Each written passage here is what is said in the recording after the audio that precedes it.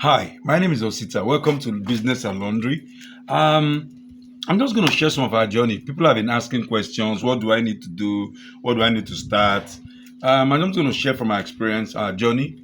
And I'm going to do more of don't start if you've not started until you listen to this. These are some 7 pointers of what you need to know before you start a laundry business. Okay.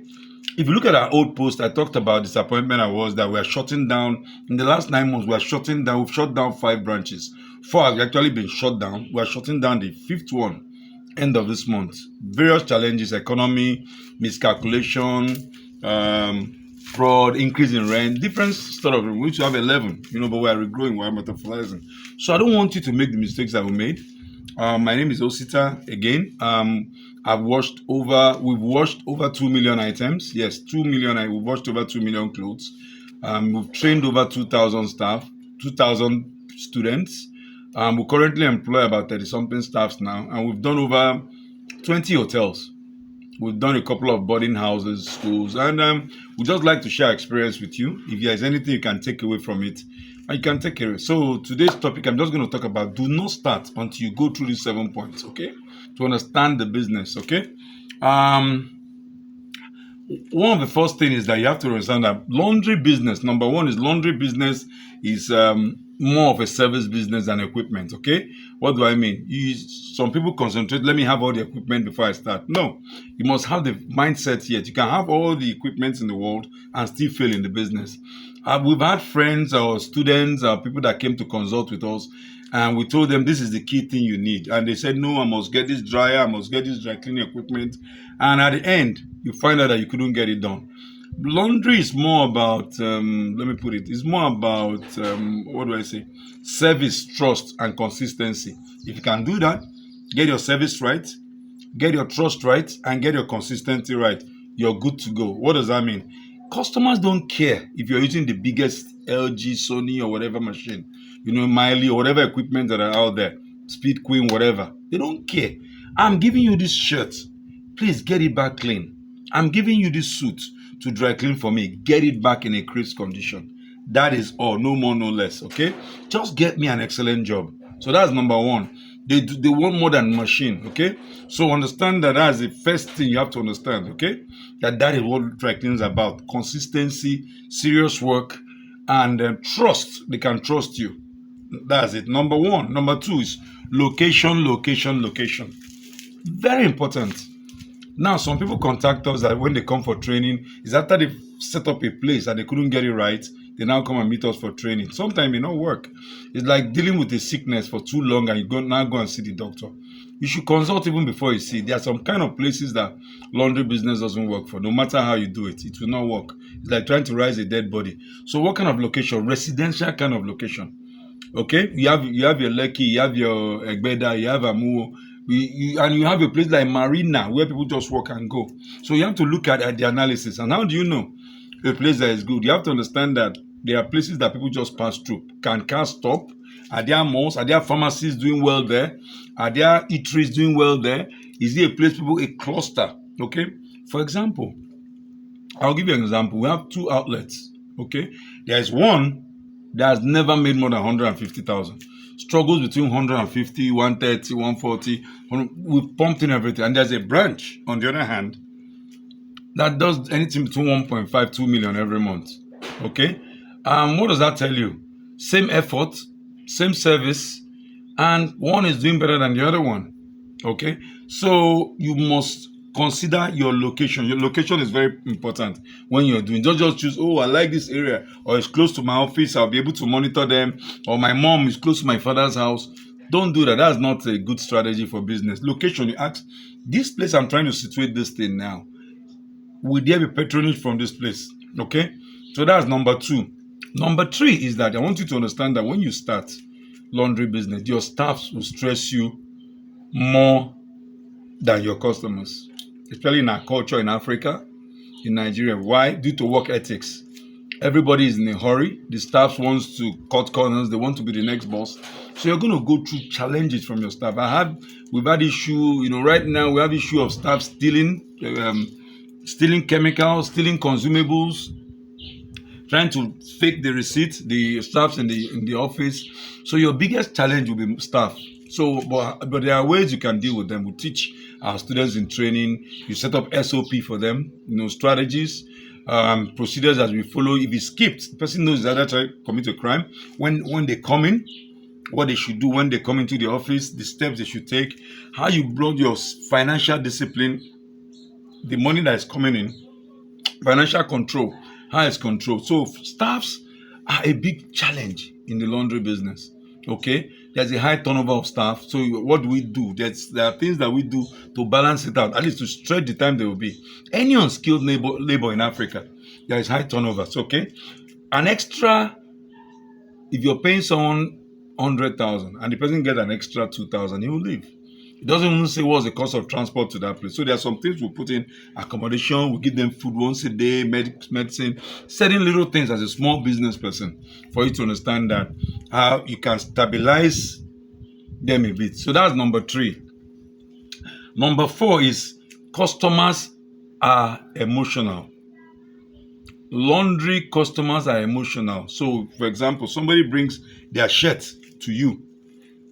Understand that it's not just that shirt you're looking after. This shirt is 10K, after 15K. No, there's emotions and sentiments to it. Okay, that shirt might have been given to them as an anniversary gift by their parents.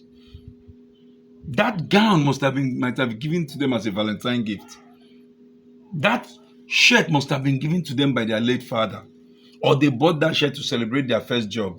So there's an attachment to clothes. Sometimes it's not just the money. So when you're treating it, understand that there's an emotional, spiritual, and attachment value to most of those things they are coming to give you. So when you see them get angry, we've had issues due to carelessness of staff. We've had police case. I've had myself sued. I've had someone come and lock up my shop.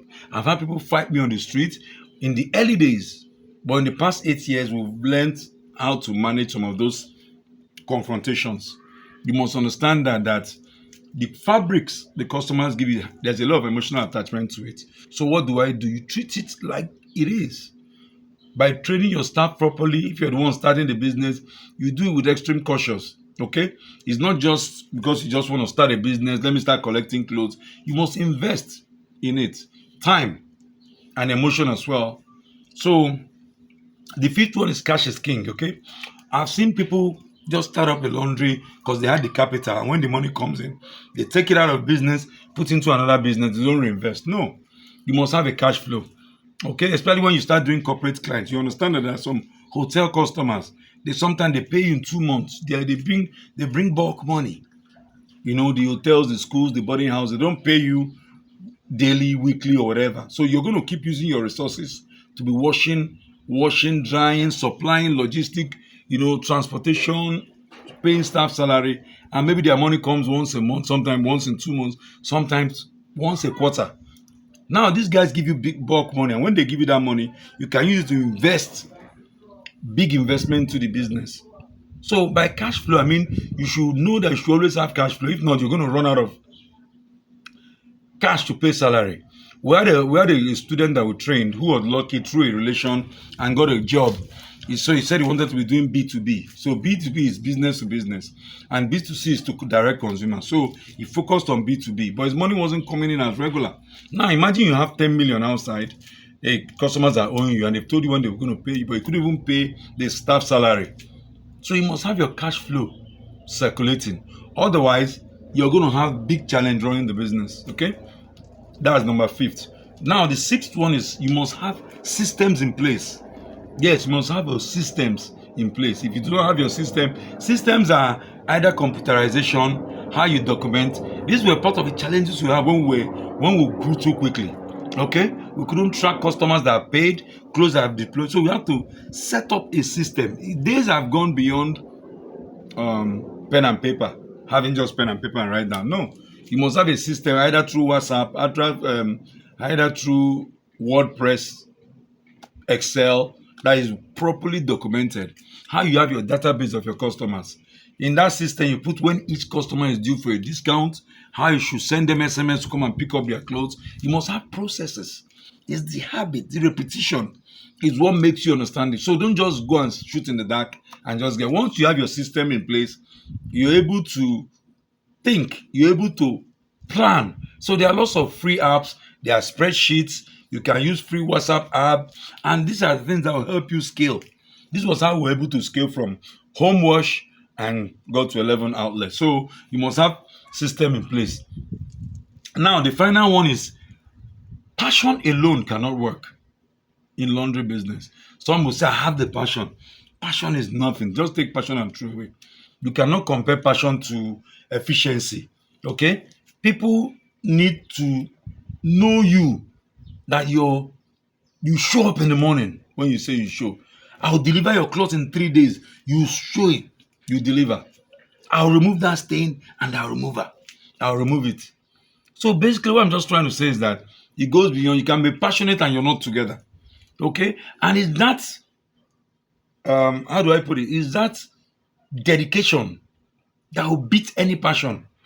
And how do you interpret dedication in your business? You decide that there must be discipline between myself, my team, marketing, always, and you must have consistency. I repeat it again. Every time you must focus, how do I grow? How do I increase my marketing? Regularly, you must do that.